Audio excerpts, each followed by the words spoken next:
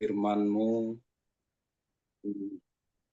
juga akan memberikan sebuah materi perkuliahan kami untuk melengkapi perkuliahan mahasiswa kedokteran pada hari Senin yang lewat, terutama dalam bidang neurologi. Dan pada malam hari ini kami menghubungkan antara iman yang menembus batas dengan neurologi manusia. Tuhan, biarlah dalam segala apa yang sudah hamba persiapkan beberapa hari ini bisa hamba presentasikan dengan baik.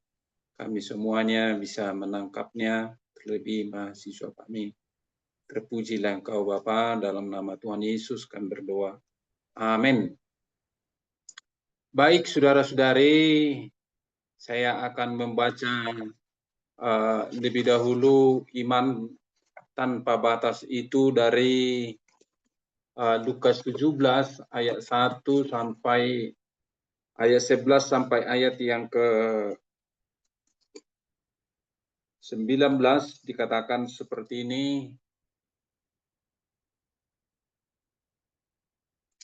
Sepuluh penderita penyakit kulit.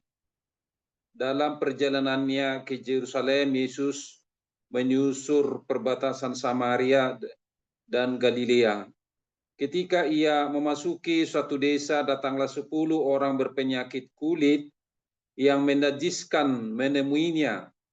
Mereka berdiri agak jauh dan berteriak, "Yesus, Guru, kasihanilah kami." Ia memandang mereka dan berkata, "Pergilah, perlihatkanlah dirimu kepada imam-imam." Sementara mereka di tengah jalan, mereka menjadi tahir. Salah seorang dari mereka ketika melihat bahwa ia telah sembuh, kembali sambil memuliakan Allah dengan suara nyaring. Lalu sujud di depan kaki Yesus dan mengucap syukur kepadanya. Orang itu orang Samaria. Yesus berkata, "Bukankah ke-10 orang tadi semuanya telah menjadi tahir? Di manakah yang 9 orang itu? Tidak adakah di antara mereka yang kembali untuk memuliakan Allah selain orang asing ini?" Ia berkata kepada orang itu, "Berdirilah dan pergilah, imanmu telah menyelamatkan engkau." Sedemikian jauh yang akan kita renungkan pada malam hari ini, bahwasanya ada 10 orang yang menderita sakit kusta. Jadi sakit kusta ini ada yang kering, ada yang basah, itu bahagian daripada penyakit kulit. Dan saudara-saudari, apakah sudah pernah menemukan penyakit itu? Saya sudah pernah melihat penyakit kusta begitu. Jadi saudara-saudari, kita akan membahas lebih dalam pada malam hari ini bagaimana yang berpenyakit kusta ini, penyakit kulit ini bisa sembuh dengan mujizat begitu. Sebuah mujizat. Jadi mujizat itu pun ada dua. Ada mujizat yang namanya pseudo miracle. Jadi pseudo miracle itu yaitu suatu mujizat yang masih dalam tahap bayangan gitu, belum satu kepastian. Jadi bisa karena semangatnya begitu bisa terjadi hal yang ajaib. Lalu ada yang namanya juga permanent miracle. Jadi permanent miracle itu adalah mujizat yang permanen yang diberikan Tuhan begitu. Cuman di dalam dunia kedokteran kan hal-hal seperti itu tidak langsung diyakini, karena dalam dunia kedokteran itu semua harus melakukan sebuah penelitian, observasi, diagnosa yang sangat mendalam, tidak bisa sembarangan dalam dunia kedokteran itu, tetapi harus dikaji secara mendalam begitu. Jadi saudara-saudari, kita bisa melihat pada malam hari ini yang sakit kusta bisa mengalami penyembuhan. Bagaimana prosesnya? nanti bisa kita lihat lebih dalam dengan iman, hubungan iman yang bisa menembus batas dihubungkan dengan neuroteologi. Jadi neuroteologi bagaimana kita bisa melihat saraf-saraf ataupun otak manusia itu gitu punya keterkaitan dengan Tuhan gitu. Jadi kita sudah membahas hari Senin yang lalu sekilas, pada malam hari ini akan kita dalami lebih dalam begitu, sehingga nantinya kita berharap saudara-saudari mahasiswa-mahasiswi kedokteran bisa melihat di mana itu di dalam otak manusia itu hubungannya dengan spiritualitas yang lebih dalam. Nah, itu. Jadi apa yang bisa dialami oleh orang Samaria itu sehingga dia bisa berpikir dengan jernih, datang menjumpai Tuhan Yesus begitu, itu oleh karena sebuah kesadaran di dalam proses pikirnya yang amat dalam, yang dimulai dari perasaannya. Jadi nanti bisa kita lihat lebih dalam bagaimana itu dalam studi tentang otak begitu. Saudara-saudari, saya akan melakukan share screen.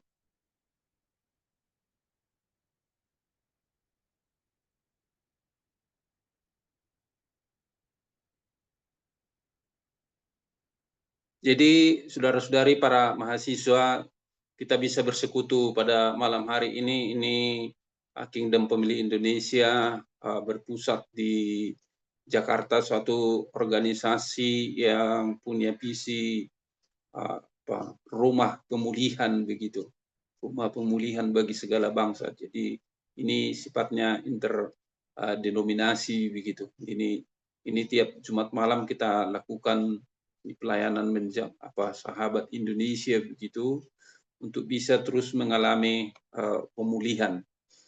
Saudara-saudari, bisa kita ketahui bahwasannya Samaria Galilea itu bukan hanya di dalam catatan geografis, saudara-saudari, tapi bisa kita tahu bahwasannya itu memiliki makna teologis yang mendalam. Jadi ada perbatasan antara Samaria dan juga dengan Galilea ataupun dengan Yahudi pada masa itu gitu. Jadi ini setiap peristiwa yang dalam Injil Lukas ini punya maksud dan tujuan bagaimana Injil itu ataupun apa yang dibawakan Yesus itu adalah menjadi yang inklusivitas, artinya sesuatu yang terbuka kepada semua manusia. Jadi bukan tertutup gitu, bukan eksklusivitas, tetapi inklusivitas itu terbuka gitu ke segala bangsa. Jadi perbatasan antara Samaria dan Galilea ini ada ruang liminal, tanah yang tak bertuan, jadi ada di situ gitu.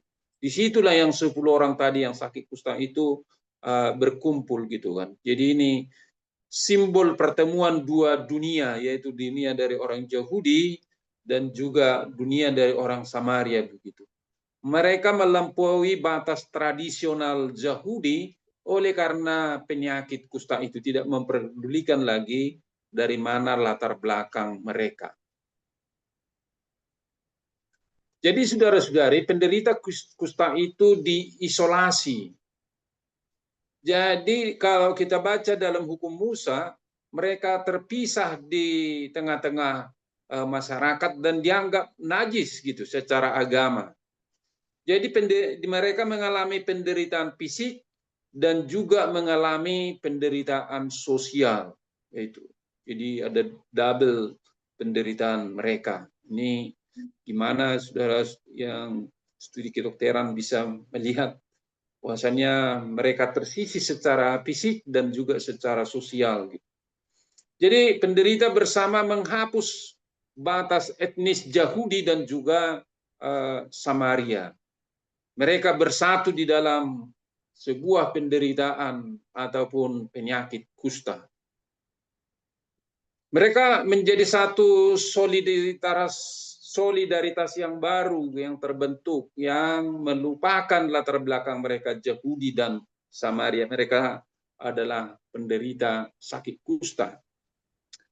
Jadi kita bisa melihat tadi di dalam pembacaan itu mereka meminta, memohon gitu kesembuhan kepada Yesus dan berseru, Yesus, Guru, kasihanilah kami. Ini ekspresi iman yang pengakuan akan otoritas Yesus. Mereka barangkali sudah mendengarkan tentang Yesus itu di tengah-tengah masyarakat yang bisa melakukan mujizat yang permanen ataupun miracle permanen gitu. Ada pengakuan keterbatasan mereka, memohon bahwasanya Yesus itu memiliki kuasa yang ilahi, yang terbuka kepada semua orang, siapa saja gitu. Bagi orang yang mau merendahkan dirinya ataupun orang yang mau merendahkan hatinya. Jadi saudara-saudari, perintah Yesus itu adalah ketaatan, iman yang diwujudkan dalam tindakan. Jadi bisa kita lihat tadi dalam ayat 14, pergilah, perlihatkanlah dirimu kepada imam-imam. Imam-imam ini adalah petugas pelayan di bait Allah. Dan saat mereka menuju bait Allah itu mereka sembuh gitu. Mereka sembuh. Ini adalah ujian iman sebelum melihat hasil begitu. Penyembuhan dalam perjalanan menuju bait Allah ataupun kepada imam, mereka terjadi kesembuhan yang luar biasa ataupun permanen miracle. Itu adalah hasil daripada ketaatan mereka yang memohon, Yesus, kasihanilah kami. Jadi bukan melalui ritual keagamaan, tapi itu terungkap dari hati yang terdalam, dari pikiran ataupun kecerdasan mereka yang amat terdalam untuk meminta kelahian daripada Yesus Kristus itu. Jadi bisa kita lihat dalam ke-10 itu respon yang berbeda kembali gitu. 9 tidak kembali. Ada 1 yang kembali kepada Yesus dan 9 tidak kembali. Orang Samaria yang kembali, yang 1 orang itu memuliakan Allah dengan suara nyaring. Dia tersungkur di depan kaki Yesus gitu. Dia mengucap syukur segala apa yang sudah diperbuat Tuhan. Lalu 9 orang itu tidak kembali memuliakan Allah. Gagal menunjukkan respon spiritual mereka. Kemungkinan besar mereka adalah orang Yahudi, terjebak dalam formalisme keagamaan, bahwasanya ya sudah diperintahkan menghadap imam-imam sebagai tanda kesembuhan, ya pergilah. Jadi mereka tidak kembali dengan kesadarannya seperti orang Samaria ini kepada Yesus gitu. Pertanyaan retoris Yesus dan juga teguran terhadap ketidaksyukuran. Bukankah 10 orang itu telah disucikan? Di mana yang 9 orang itu? Tidak adakah yang kembali untuk memuliakan Allah selain orang asing ini? Padahal kita tahu bahwasannya dalam sejarah antara Yahudi dan Samaria itu adalah musuh bebuyutan. Sama seperti Palestina dan Israel sekarang ini. Tapi orang Samaria itu yang datang mengucap syukur, memuliakan Allah. Apa maknanya di sini? Menegaskan bahwasannya mujizat itu bukan oleh karena suatu bangsa, tetapi itu sesuatu yang terjadi oleh karena iman yang amat terdalam begitu. Yesus di situ menyoroti kegagalan respon spiritual yang orang Yahudi yang lebih mengutamakan rutinitas ataupun formalitas. Membedakan kesembuhan, perlu dibedakan kesembuhan fisik dan dari keselamatan sejati. Jadi tidak hanya semata-mata kesembuhan itu yang penting, tapi ini mau menunjukkan suatu makna yang terdalam betapa pentingnya keselamatan yang sejati itu. Mengangkat orang luar ataupun orang Samaria di luar Yahudi sebagai teladan iman. Yang dianggap oleh orang Yahudi adalah sesuatu yang tak berguna, sesuatu musuh. Tapi kita bisa membaca Injil Lukas ini beberapa kali diangkat derajat orang Samaria itu begitu. Jadi ketika ada seorang jatuh ke tangan penyamun lalu diletakkan di pinggir jalan, lalu datang imam dilewatin begitu saja, datang Lewi dilewatin, tetapi datang orang Samaria diangkat ke atas keledanya dibawa kepada penginapan. Lalu Yesus bertanya, siapakah di situ sesama manusia? Adalah orang yang menunjukkan belas kasihan itu. Itu adalah untuk mengangkat derajat orang luar, di luar orang Yahudi. Jadi maksudnya supaya jangan terlalu fokus kepada hanya rutinitas, formalitas, tapi bagaimana masuk kepada iman yang terdalam, masuk dalam neuroteologi, yaitu hubungan yang amat dalam dari pikiran manusia itu tidak hanya tampak dari luar, tetapi betul-betul dari dalam pikirannya percaya kepada Yesus. Perbedaan kesembuhan dan keselamatan, penyucian, keselamatan, bahwasanya kita bisa melihat di situ bahwa penyucian fisik atau cleansing dialami oleh ke-10 orang itu bersifat sementara dan eksternal, hasil ketaatan mereka kepada perintah Yesus, pergilah, perlihatkanlah dirimu kepada imam-imam. Itu sebetulnya tidak otomatis menghasilkan keselamatan gitu, kesembuhan fisik itu. Jadi mari kita lihat dalam kesembuhan fisik belum tentu ada keselamatan, tapi di dalam keselamatan itu sudah pasti ada juga mujizat begitu. Keselamatan itu hanya dialami oleh orang Samaria. Dia bersifat penuh dan abadi, iman yang tulus, dia sujud gitu, mengucap syukur dan mengaku akan keilahian Yesus gitu, yang sungguh sangat besar. Kata kunci ataupun frasa kunci di sini di dalam bahasa Yunani, he pistis su sesoken se, itu ayat yang ke-19. Imanmu lah yang menyelamatkanmu. Jadi pistis itu iman. Telah menyelamatkan. Sojo menyelamatkan, memulihkan, membebaskan. Itu terjadi keselamatan yang holistik, sosial, dan spiritual. Apa maknanya di situ? Adalah iman yang tulus menjadi dasar keselamatan. Iman yang diwujudkan dalam tindakan nyata bisa melampaui bukan hanya sekedar pemulihan tubuh, transformasi batin, neuroteologinya sangat dapat di situ gitu, yaitu relasi yang amat dalam dengan Allah. Saudara-saudari, bagaimana itu bisa terbuka kepada orang luar, orang Samaria sebagai teladan iman. Bahwasanya orang Samaria itu dipandang sebagai musuh, orang luar, gitu, tidak memiliki hak istimewa, justru yang paling diri responsif dan bersyukur. Ini pembalikan ekspektasi ataupun harapan orang Yahudi yang hanya formalitasnya pada masa itu gitu. Yang terpinggirkan menjadi teladan, yang dianggap musuh menjadi model iman. Kritik terhadap keistimewaan etnis, tidak hanya Yahudi tetapi juga kepada bangsa-bangsa. Itulah iman yang melampaui batas yang kita bahas pada malam hari ini.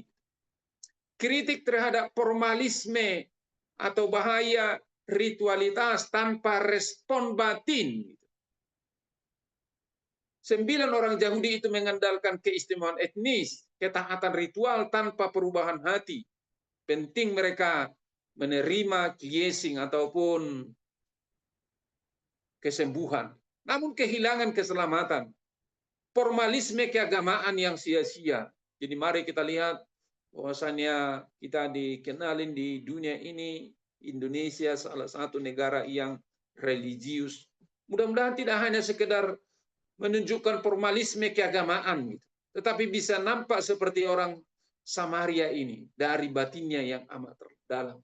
Kontras dengan orang Samaria di luar sistem keagamaan formal, lebih responsif dan bersyukur. Iman yang bekerja melalui kasih, yaitu respon spiritual yang sangat tulus itu. Jadi saudara-saudari, hubungan syukur dan kemuliaan direspon iman yang diwujudkan. Tindakan orang Samaria itu memuliakan Allah dengan suara nyaring. Dia tersungkur di hadapan Yesus. Dia mengucap syukur secara spesifik. Ada pengakuan yang dikatakan inklusivitas, terbuka kepada umum atas karya Allah yang dialaminya. Dia bersyukur bukan hanya sekedar ekspresi emosional begitu, atau amigdala yang bisa nanti kita lebih dalamin, tetapi bisa dari hatinya yang amat dalam. Pengakuan teologis ataupun pengakuan kehadiran Allah, karya Allah di dalam kesembuhan itu, keselamatan terjadi. Iman yang otentik, original, yang dan menyelamatkan. Di situ melibatkan komunitas dalam pujian, dia memuliakan Yesus sampai dengan tersungkur. Kita lihat di sini dalam apa ini gambaran yang dipikirkan gitu tentang orang Samaria yang dari sakit kusta itu sudah menjadi sembuh. Apa yang bisa mendorong kita untuk bisa kita bersifat eksklusif? Kita selalu mengatakan bahwasanya etnis kita, sosial kita, dan ritual kita yang paling benar. Terjadi diskriminasi dan prasangka di antara kita. Keterbukaan terhadap yang terpinggirkan mengalami kekurangan begitu. Tapi sesungguhnya inklusivitas ataupun keterbukaan Injil itu, iman itu sebetulnya harus mampu melampaui batas etnis, sosial, dan ritual kita gitu. Bahaya kalau kita selalu mengedepankan formalisme keagamaan, itu hanya sekedar rutinitas keagamaan tanpa ada transformasi, perubahan, pembaharuan dalam kehidupan kita. Di situ hanya sekedar ketaatan lahiriah, mari berdoa gitu, lipat tangan, tutup mata, tanpa ada perubahan batin. Status keagamaan tanpa respon iman, begitu. Yang penting ABS, asal Bapak senang, kita lihat, ayo berdoa, tapi batinnya belum tentu. Itu adalah ritualisme yang sia-sia. Panggilan praktis yang mendalam yang bisa kita dalami dari iman orang Samaria ini. Respon kita terhadap anugerah Allah bukan hanya sekedar pasif, hanya menerima, hanya untuk kesembuhan secara fisik gitu. Tapi ada ketaatan kepada firman Kristus. Ada sesuatu keaktifan untuk bisa bersyukur, pengakuan yang tulus, tindakan nyata untuk memuliakan Allah, mengatasi batas-batas yang bisa terjadi, batas etnis, sosial, dan ritual. Jadi kita di bangsa kita ini adalah bangsa yang beragam etnis, beragam sosial, beragam bahasa, beragam daerah yang dikatakan Bhinneka Tunggal Ika, tetapi ada pengikat bagi kita selalu sebetulnya, yaitu adalah Pancasila, sehingga agama yang kita lakukan itu tidak hanya sekedar ritualis ataupun formalisme, tetapi menjadi terbuka gitu. Menghadapi batas-batas eksklusivisme ataupun mengatakan bahwasanya kita aja yang paling benar gitu, atau terjadi diskriminasi ataupun bullying, kekerasan, formalisme dan ritualisme gitu. Kita memiliki keterbukaan terhadap karya Allah. Itu yang bisa kita lihat, kita teladani dari orang Samaria ini. Apa yang bisa kita lihat secara pribadi? Apakah saya merespon anugerah Allah dengan syukur dalam hidup saya? Atau hanya menerima secara pasif? Apakah saya mengucap syukur secara terbuka sebagaimana yang dilakukan oleh orang Samaria itu? Apakah saya terjebak dalam formalisme agama, rutinitas keagamaan tanpa transformasi, status keagamaan tanpa respon iman? Apakah saya membuka diri terhadap yang terpinggirkan? Atau masih terjebak dalam eksklusivisme? Apakah saya belajar dari orang luar? Itu menjadi suatu pertanyaan bagi kita. Pesan utama, mari kita miliki iman yang sejati bisa diwujudkan dalam tindakan nyata. Iman yang melampaui batas itu adalah kita mampu mengucap syukur dan ada pengakuan sebagai respon iman kita kita berjiwa inklusivitas yang melampaui batas etnis dan sosial. Kritik terhadap formalisme keagamaan. Gitu. Tantangan bagi kita, kita harus respon aktif terhadap anugerah Allah, tidak pasif saja gitu. Mengatasi eksklusivisme dan diskriminasi, tidak hanya membiarkan apa yang bisa kita buat begitu. Walaupun kecil, perbuatlah. Meneladani iman orang Samaria itu, membangun solidaritas lintas batas iman. Itulah iman sejati yang melampaui batas. Saudara-saudari, kita masuk ke dalam bagaimana kaitannya dengan neuroteologi begitu. Kita tahu bahasanya neuro itu berkaitan dengan otak manusia gitu. Teologi yang berkaitan dengan keberadaan Allah. Lalu bagaimana kita bisa melihat keberadaan Allah di dalam otak manusia itu begitu.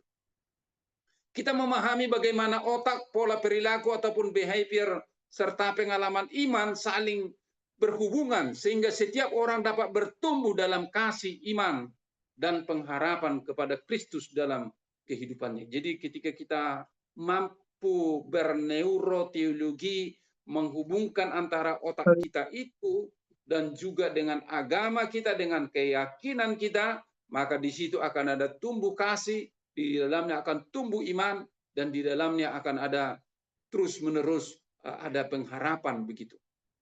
Saudara-saudari, apa tujuan kita dalam mempelajari neuroteologi? Dalam Roma 12 ayat 1 ini bisa kita tahu bahwasanya persembahkanlah tubuhmu sebagai persembahan yang kudus kepada Allah. Itu adalah ibadahmu yang sejati. Bahwasanya di dalam fisik kita itu, di dalam otak kita itu juga bagaimana kita bisa menemukan Tuhan ada di situ.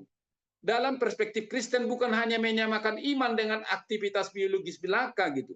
Melainkan untuk memahami bagaimana seluruh aspek kehidupan manusia termasuk otak dan perilakunya bisa dipakai untuk beribadah dan memuliakan Allah. Ini neuroteologi mendorong kita untuk melihat hubungan yang indah antara ciptaan biologis kita itu gitu, otak kita. Nanti akan semakin kita dalami apa itu otak gitu. Dan di dalamnya ada panggilan spiritual, yaitu iman gitu. Iman yang bisa menembus batas sebagaimana yang bisa kita dalami pada malam hari ini. Yang akan menolong kita untuk lebih mengerti diri sendiri, orang lain, serta karya Allah dalam kehidupan umatnya. Jadi semakin kita bisa belajar lebih dalam tentang neuroteologi, yaitu kemampuan kita bisa melihat kehadiran Tuhan di dalam otak manusia itu, maka di situ kita bisa menghargai orang lain, menghargai diri kita, dan juga bisa melihat karya Allah yang lebih baik di tengah-tengah kehidupan dan masyarakat kita. Mari kita pelajari pada malam hari ini. Ada 10 kunci belajar neuroteologi yang bisa kita lihat. Yang pertama bahwasanya otak diciptakan untuk mencari Tuhan. Ini yang pertama, saudara-saudari. Otak manusia secara alami memiliki kecenderungan untuk mencari makna, keterhubungan ataupun connecting dan pengalaman spiritual untuk mencari Tuhan sebetulnya gitu pada awalnya.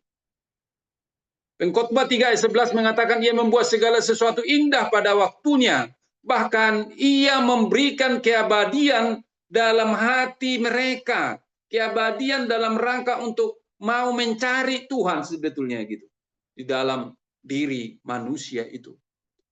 Saudara-saudari, bahwasannya bagaimana kita bisa melihat aktivitas spiritual melibatkan frontal lobe dan sistem limbik dalam kehidupan kita. Jadi ini bisa kita lihat, saudara-saudari, apa itu hipokampus, itu adalah pikiran ataupun otak yang ada di dalam diri kita yang seperti ini, kecil gitu. Tapi itu bisa menampung informasi. Amigdala, yaitu adalah bagaimana kita bisa ada perasaan kita gitu. Di dalamnya juga ada sampai hipotalamik, ini bisa saudara dalami lagi dan akan kami bagikan juga kepada saudara-saudari mahasiswa bahan ini gitu. Sehingga bisa kita dalami. Dan juga kita bisa melihat dalam otak kita yang berada di depan, frontal lobe, parietal lobe, itu yang ada di dalam kita, temporal dan cerebellum gitu. Jadi ini saudara-saudari, bagaimana kita bisa melibatkan aktivitas spiritual kita dengan otak kita gitu. Baik otak bawah sadar dan otak sadar kita, atau otak kiri ataupun otak kanan gitu. Saudara-saudari, bisa kita lihat ini adalah prosesnya, bagaimana kita bisa memproses spiritualitas di dalam otak kita itu. Bahwasanya otak manusia itu adalah di situ dia aktivitas tubuh dan jiwa berperan sangat penting dalam menjalani kehidupan sehari-hari, saudara-saudara. Jadi kita lihat lebih dalam apa yang dimaksud dengan sistem limbik itu atau limbik sistem itu. Bahwasanya bagaimana struktur otak itu berperan utama dalam mengatur emosi, perilaku, motivasi, dan pembentukan memori begitu. Jadi kita tahu istilah limbik itu berasal dari kata Latin yaitu limbus yang berarti tepi. Karena sistem ini terletak di bagian dalam otak mengelilingi batang otak dan berhubungan erat dengan fungsi dasar manusia. Itu maksudnya di sini limbik, saudara-saudara. Jadi bisa juga kita tahu hipotalamus itu adalah salah satu bagian kunci sistem limbik yang berfungsi sebagai pusat kendali berbagai aktivitas biologis tubuh kita, seperti pengaturan suhu, nafsu makan, tidur, serta respon stres kita. Itu di hipotalamus yang bisa kita lihat di sini yang dalam gambar ini. Lalu saudara-saudara, amigdala merupakan bagian sistem limbik yang terkenal sebagai pusat pengolahan emosi, terutama emosi yang kuat dan reaktif sebagai rasa takut, marah, dan kecemasan kita. Bagaimana itu bisa terjadi? Lalu kita kelola di dalam Tuhan. Dan juga saudara-saudari, talamus. Talamus adalah pintu gerbang informasi sensorik ke otak manusia begitu. Semua informasi yang berasal dari panca indera kita kecuali penciuman akan melewati talamus sebelum diteruskan ke area otak yang lebih tinggi untuk diproses lebih lanjut, saudara-saudari. Hipokampus, apa di sini yang dimaksud dengan sampai kepada hipokampus?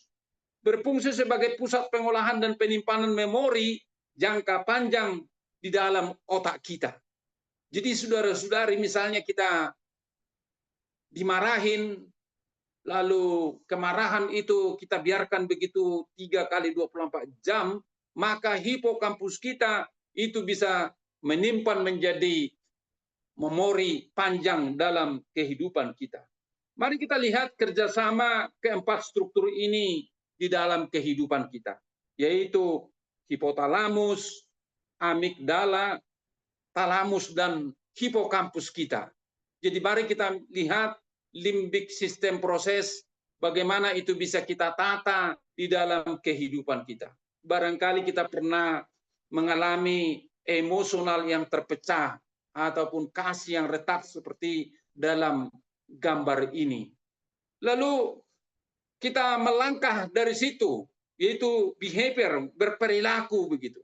Yang bisa kalau itu kita pertahankan akan bisa melakukan sesuatu hal kejahatan, akan bisa menimbulkan kemalasan, akan bisa melakukan hal-hal yang aneh dalam kehidupan ini. Tapi mari kita lakukan motivasi yang amat dalam memori kita ataupun hipokampus kita itu. Jadi saudara-saudara yang kekasih, ini harus sesuatu yang sengaja kita lakukan. Apa yang dikatakan di sini inside view of brain, yaitu otak kita yang di bagian dalam, on-site view brain ini, yaitu ini otak bagian luar. Jadi otak sadar dan bawah sadar kita itu betul-betul bekerja sama. Jadi saudara-saudari, sesuatu yang harus diulang-ulang gitu untuk bisa mengubah. Tadi pagi saat diskusi tentang Filipi 2 ayat 1 sampai 11, hendaklah kamu menaruh pikiran dan perasaanmu gitu dalam Kristus Yesus, yang bahwasanya pikiran kita itu ataupun otak kita itu ketika mau berubah bisa harus diulang-ulang sampai 66 kali ataupun 66 hari begitu. Jadi sesuatu yang mau berubah tidak langsung instan, otomatis, tapi sesuatu harus diulang-ulang sampai itu bisa menjadi habit dan menjadi kebiasaan dalam kehidupan kita. Itu saudara-saudari. Itu yang pertama, bagaimana kita bisa melihat saudara-saudara, otak diciptakan untuk mencari Tuhan. Yang kedua, bahwasanya doa saat teduh mengubah struktur otak kita. Jadi aktivitas rohani seperti doa dan saat teduh memperkuat konektivitas otak dan mengurangi stres kita. Mengurangi stres kita. Latihan spiritual teratur seperti doa dan meditasi mengubah aktivitas dan bahkan struktur otak kita gitu.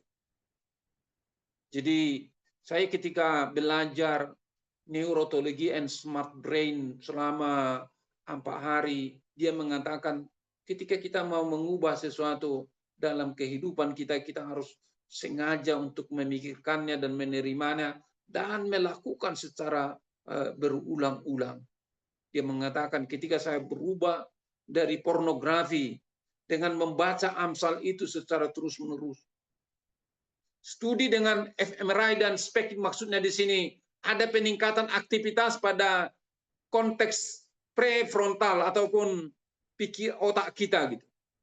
Dan ada penurunan pada amigdala ataupun rasa takut yang bisa mungkin sudah masuk ke dalam otak kita itu gitu.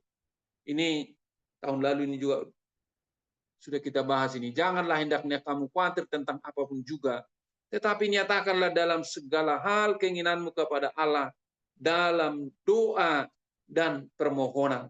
Jadi doa dan saat teduh itu bisa mengubah struktur otak kita. Itu dulu yang kedua yang harus kita terima begitu. Jadi doa dan saat teduh. Jadi kalau kamu berdoa dan bersaat teduh menjadi kacau balau, barangkali doa dan saat teduhmu itu belum tepat begitu.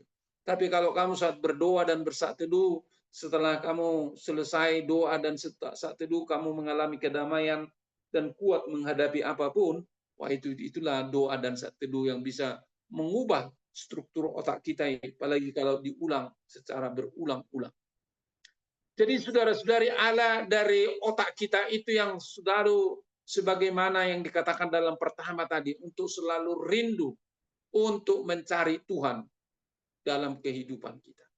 Jadi ini yang harus kita temukan dalam diri kita. Ada sesuatu untuk rindu, untuk berdoa sebetulnya dari bahagian otak kita itu yang harus kita tangkap kapan itu bisa terjadi untuk berdoa. Kalau itu saudara-saudari menjadi satu kebiasaan, maka otak kita itu akan mengingatkan kita berdoa, baca firman, beribadah, itu akan secara otomatis mengingatkan kita. Tapi bukan dalam arti formalitas atau sekedar rutinitas, tetapi dapat mengalami kedalaman-kedalaman dan hubungan dengan Tuhan itu. Itu yang kedua yang bisa kita lihat. Bahwasannya doa saat teduh mengubah struktur otak kita. Sehingga nanti kalau ini bisa diterapkan, tidak ada lagi mahasiswa yang malas begitu. Kalau dia malas, dia kembali berdoa dan bersaat teduh. Kalau malas dia lagi, berarti belum pas doa dan saat teduhnya. Jadi belum pernah bisa mengubah struktur otaknya itu. Tapi ketika dia berubah begitu, maka dia bawa semuanya kepada Tuhan sebagaimana yang dikatakan dalam Filipi 4 ayat 6 sampai 7 ini. Nyatakanlah segala keinginanmu kepada Tuhan. Jadi tidak langsung kita mengalami perubahan itu dari Tuhan tanpa ada respon kita. Jadi otak kita itu harus merespon apa yang disampaikan firman Tuhan itu. Maka disitulah bisa terjadi perubahan demi perubahan begitu. Yang ketiga, saudara-saudari, spiritual memberikan efek positif pada kesehatan mental dan fisik kita. Jadi, saudara-saudari para mahasiswa kedokteran dan kita semua bisa juga saat spiritual memberikan efek positif pada kesehatan mental dan fisik, oleh karena memang betul-betul dia alami gitu. Kondisi rohani yang penuh sukacita Damai, sejahtera, dan kebenaran memperbaiki kesehatan secara menyeluruh. Spiritualitas menurunkan kortisol ataupun hormon stres yang bisa ada di dalam diri kita dan meningkatkan dopamin dan serotonin. Serotonin dalam diri kita itu hormon kebahagiaan. Penelitian menunjukkan korelasi positif antara praktek spiritual dan penurunan kecemasan, depresi, dan peningkatan daya tubuh kita. Ketika spiritualitas kita semakin membaik, memberikan efek positif pada kesehatan kita. Ini harus sengaja kita lakukan. Amsal 17 ayat 12. Hati yang gembira adalah obat yang manjur, tetapi semangat yang patah mengeringkan tulang. Jadi kalau kita gembira selalu gitu kan. Kita pernah melakukan Zoom juga seperti ini dengan Dr. Joseph Sibarani. Tanamkan aja dia di pikiran bawah sadar itu, hati yang gembira itu. Apalagi itu oleh karena pekerjaan Tuhan, maka kita akan semakin sehat.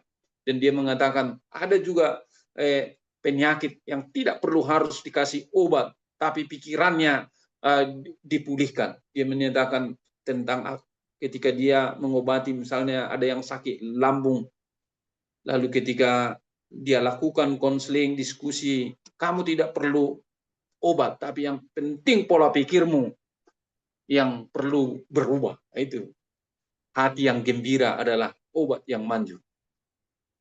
Nah itu yang keempat, pengalaman mengubah persepsi diri dan sekitarnya. Jadi saudara-saudari, pengalaman rohani yang kuat dapat mengubah persepsi tentang realitas dan menghilangkan batas ego manusia. Jadi bagaimana pengalaman rohani kita? Jadi pengalaman kita beriman tidak hanya sekedar berada di dunia atas, tapi pengalaman rohani itu bisa kita alami di dalam kehidupan yang nyata itu gitu. Jadi ada firman Tuhan yang kita baca misalnya, lalu itu bisa kita alami di dalam kehidupan kita, lalu kita pikirkan dengan otak kita, sesuaikah ini firman ini atau hanya sekedar hayalan. Tapi saudara-saudari, malam hari ini pengalaman rohani bisa mengubah persepsi diri kita, harus konkret begitu. Apa yang dikatakan dalam Kisah Para Rasul 17 ayat 28, sebab dalam Dia kita hidup, kita bergerak, maka kita ada. Jadi kalau ini bisa kita tangkap bahwasanya oleh karena Dialah kita bergerak dalam kehidupan kita, maka kita tidak akan mengabaikan Tuhan yang kita yakini itu masing-masing. Lalu yang kelima, keyakinan mempengaruhi fungsi otak kita. Ini keyakinan mempengaruhi fungsi otak kita. Apa yang kita yakini membentuk cara otak kita memproses pengalaman dan membuat keputusan gitu.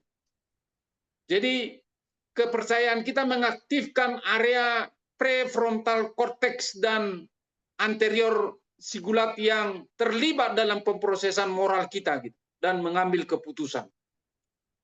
Jadi yang kelima ini, bahwa otak menyaring informasi melalui keyakinan yang berdampak pada interpretasi yang mendalam begitu terhadap pengalaman rohani maupun kehidupan sehari-hari kita. Amsal 23 ayat 7 mengatakan, seperti orang yang membuat perhitungan dalam dirinya sendiri, demikianlah ia. Jadi kita kalau mau berubah gitu, yaitu dimulai dari pribadi kita sendiri.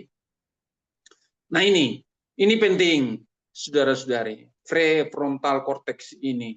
Bagaimana ini bisa, ini yang kita katakan dengan 5P. Bagaimana kita melakukan analisis yang amat mendalam, atau itu dengan perenungan yang amat mendalam terhadap firman Tuhan itu. Bagaimana itu bisa kita alami dalam kehidupan kita, lalu kita pikirkan dengan otak kita yang amat dalam gitu. Jadi beriman itu tidak hanya sekedar hayalan, memang dikatakan iman adalah dasar dari segala yang kita harapkan dan bukti dari segala sesuatu yang kita tidak lihat, tetapi saat kita melakukan analisis itu bisa nyata di dalam kehidupan kita, terukur dalam keseharian kita gitu. Jadi tidak hanya sekedar khayalan ataupun katakan besok-besok gitu. Tapi kita analisa lagi. Itu P yang pertama, perenungan. Learn, yaitu pembelajaran. Jadi pembelajaran itu kita tahu apa yang sebetulnya yang harus kita tinggalkan dari kehidupan kita saat kita belajar firman Tuhan gitu. Atau kita datang kepada Tuhan. Apa yang harus kita tinggalkan dari kehidupan kita. Dan juga harus ada satu kehidupan yang mau kita jalani, janji yang harus kita pegang gitu. Di situ akan terjadi perubahan. Lalu dalam proses learn itu juga apa yang menjadi pengharapan kita. Jadi orang yang hidup itu kalau selalu pengharapan, maka selalu ada pengharapan dalam hidupnya, maka dia akan bebas dari stres karena di dalamnya pasti ada selalu harapan gitu. Evaluate itu P yang ketiga. Artinya melakukan penilaian, bukan dalam angka-angka. Tapi bagaimana kita bisa menilai gitu secara objektif apa maknanya, apa efeknya, apa nilai-nilai yang terbaik dari yang kita pelajarin itu, dari yang apa yang kita analisis itu kita tahu gitu. Lalu choice yaitu P yang keempat, yaitu adalah pemilihan. Jadi banyak hal dalam dunia ini, dalam kehidupan ini yang harus kita lakukan pemilihan gitu. Kita pilih-pilih. Ibaratnya nanti kamu ketika menyusun sebuah makalah, ada latar belakang, lalu dari latar belakang itu diidentifikasi lagi begitu. Lalu setelah diidentifikasi dibuat lagi batasan gitu. Lalu dari situ dirumuskan satu masalah, lalu ditetapkan apa yang menjadi tujuannya, decision. P yang kelima yaitu pemutusan ada di dalam diri kita. Jadi ini 5P, analisis, learn, evaluate, choice, decision ini di dalam diri kita ada saudara-saudari perenungan, pembelajaran, penilaian, pemilihan dan juga pemutusan gitu untuk berjalan dalam jalan yang benar. Itu yang kelima, saudara-saudari, keyakinan untuk mempengaruhi. Jadi bagaimana itu bisa harus kita saudara-saudari ada proses. Ketika kita mulai sebuah start itu berproses sampai finish dari otak kita. I still think we should get a divorce, but just because I can't have you as a husband doesn't mean I can't have you as a friend.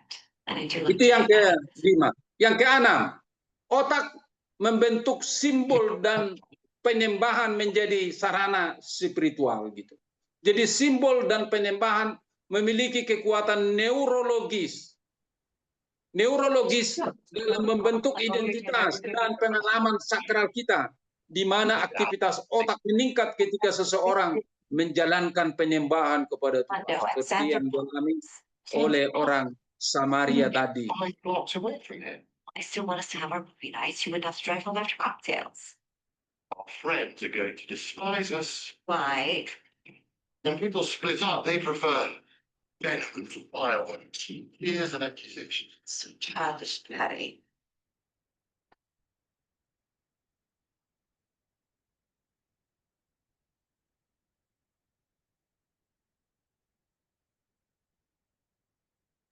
Maaf Pak Marudut, mic-nya ketutup. Oke. Yang ketujuh, semua manusia. Yang ketujuh, pengalaman spiritual bersifat universal. Semua manusia terlepas dari agama mampu mengalami kedalaman rohaninya gitu dengan yang 5P tadi. Yang serupa, aktivitas otak saat berdoa ataupun bagi saudara yang muslim sembahyang serupa di berbagai tradisi keagamaan gitu. Roma 2 ayat 11, karena itu Allah tidak memandang bulu. Jadi pengalaman spiritual itu bisa dialami oleh banyak orang. Yang kedalaman, kerohanian mengaktifkan rasa dikasihi dan mengasihi dari amigdala kita tadi. Hubungan dengan Tuhan memperkuat empati dan kasih terhadap sesama. Area otak manusia yang berhubungan dengan kasih sayang dan empati itu meningkat gitu dalam amigdala kita itu. Itu kalau kita lihat tadi dalam 4 itu saudara-saudari. Markus 12 ayat 30 sampai 31. Kasihilah Tuhan Allahmu dengan segenap hatimu, dengan segenap jiwamu, dan dengan segenap akal budimu, dan dengan segenap kekuatanmu. Dan hukum yang kedua ialah kasihilah sesamamu manusia seperti dirimu sendiri. Tidak ada hukum lain yang lebih utama daripada kedua hukum ini. Kalau ini saudara-saudari kita aktifkan melalui otak kita gitu. Amigdala yang kita bahas tadi sehingga ada rasa empati yang meningkat dalam diri kita. Ini yang ke-8 saudara-saudari. Ke-9 bagian, ini masih ke-8 bagian yang terkait dengan empati dan kasih sayang amigdala tadi itu. Ke-9, tidak ada pertentangan mutlak antara sains dan iman. Nah, ini sudah kita pelajari. Selalu bangun jembatan. Selalu bangun jembatan. Ilmu pengetahuan dan iman bisa saling melengkapi dalam memahami realitas dan keberadaan. Neuroteologi tidak hanya membuktikan atau menolak Tuhan, tetapi membantu memahami bagaimana otak mengalami Tuhan. Itu yang sangat penting ke-9 ini. Bahwasannya bagaimana kita bisa membantu otak kita itu untuk mengalami kehadiran Tuhan. Apa yang dikatakan dalam Mazmur 19 ayat 2. Langit menceritakan kemuliaan Allah dan cakrawala memberitakan pekerjaan tangannya. Ini adalah kesaksian pemazmur berdasarkan otak yang sudah mengalami Tuhan di dalam kehidupannya. Terakhir, bahwasanya Tuhan tidak terbatas pada otak manusia. Otak manusia dapat mengalami Tuhan, keberadaan Tuhan tidak bisa dibatasi oleh dimensi biologis ataupun otak kita saja gitu. Otak hanya bisa memahami sejauh kapasitasnya. Jadi kapasitas otak kita itu ada. Dimensi ilahi tetap dia transenden dan dia akan masuk ke dalam kehidupan kita, ke dalam otak kita dan juga akan mempengaruhi kehidupan kita. Apa yang dikatakan Ayub 11 ayat 7? Dapatkah engkau memahami hakikat Allah, menyelami batas-batas kekuasaan yang maha kuasa? Itu adalah menunjukkan bahwasanya otak manusia itu tidak sepenuhnya mampu memahami tentang dimensi yang ilahi ataupun yang transenden itu. Maka saudara-saudari, dalam pelajaran neuroteologi yang mau kita lihat dan juga kita bisa belajar dari orang Samaria tadi, iman yang bisa melampaui batas itu, bagaimana kita bisa datang kepada Tuhan yang transenden itu, yang memiliki dimensi ilahi itu. Maka sangat terukur kita menjalankan ibadah, doa dan pembacaan firman dalam kehidupan spiritualitas kita yang bisa mengubah kehidupan kita begitu. Jadi mari saudara-saudari, model perilakuku ataupun hidupku dikatakan dalam Mazmur 139 ayat 14. Aku bersyukur kepadamu oleh karena kejadianku dahsyat dan ajaib. Ajaib apa yang kau buat dan jiwaku benar-benar menyadarinya. Bahwasanya semua kita yang diciptakan Tuhan adalah sungguh ajaib, sungguh luar biasa, sungguh dahsyat begitu. Kita harus menyadari itu. Keragaman perilaku manusia merupakan karya Tuhan dalam penciptaan manusia secara unik. Jadi saudara-saudari, kalau kita lihat dalam perkembangan psikologi modern, mempelajari perilaku manusia, sudah banyak teori yang mempelajari karakter manusia begitu. Seperti zaman klasik, kita biasa mendengarkan temperamen Hippocrates dan Galen, yaitu dengan penemuan dari sel-sel darah merah. Ini seorang dokter ini juga. Pada awal abad 19 lahir psikologi ilmiah dalam rangka untuk juga mempelajari otak manusia itu. Dan juga di awal abad ke-20 ada behaviorisme oleh Pablo, Watson dan Skinner gitu. Pertengahan abad 20 humanistik dan kognitif, yaitu dengan Maslow, Rogers, Bandura. Jadi ini orang-orang yang sudah terkenal ini dalam rangka pendalaman tentang otak manusia, saudara-saudari. Untuk itu mari kita selalu bersyukur bahwasannya Tuhan sudah memberikan otak bagi kita, dan lewat otak kita itu kita bisa menyadari akan kehadiran Tuhan, otak dan spiritual. Maka aktivitas otak yang berbeda memunculkan kecenderungan perilaku tertentu. Namun firman Tuhan dan campur tangan Roh Kudus membentuk serta memperbaharui pola pikir kita. Roma 12 ayat 2 mengatakan, janganlah kamu menjadi serupa dengan dunia ini, tetapi berubahlah oleh pembaharuan budimu, supaya kamu bisa membedakan mana kehendak Allah dan mana kehendak dunia. Ada perilaku ataupun behavior sebagai refleksi ciptaan Allah. Firman Tuhan menuntun kita agar perilaku apapun yang ditundukkan pada kasih Kristus, sehingga dipakai menjadi saksinya ataupun saudara-saudara menjadi dokter yang terhebat, ataupun kita yang mendengar pada malam hari ini.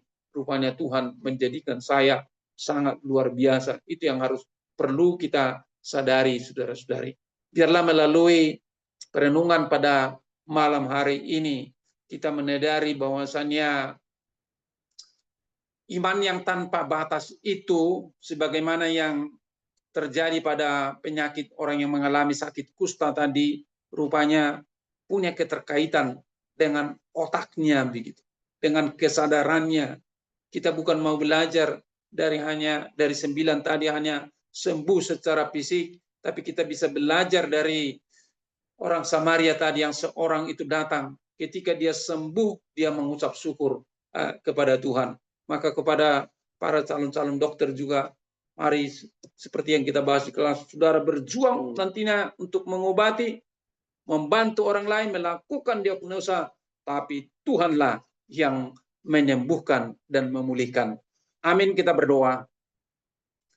Bapa kami dalam Tuhan Yesus Kristus, hamba-Mu pada malam hari ini menyampaikan kebenaran firman-Mu, iman yang tanpa batas, dihubungkan dengan neuroteologi, biarlah bisa kami menangkapnya, sehingga kami bisa melihat pekerjaan Tuhan sungguh besar dalam kehidupan kami pribadi lepas pribadi.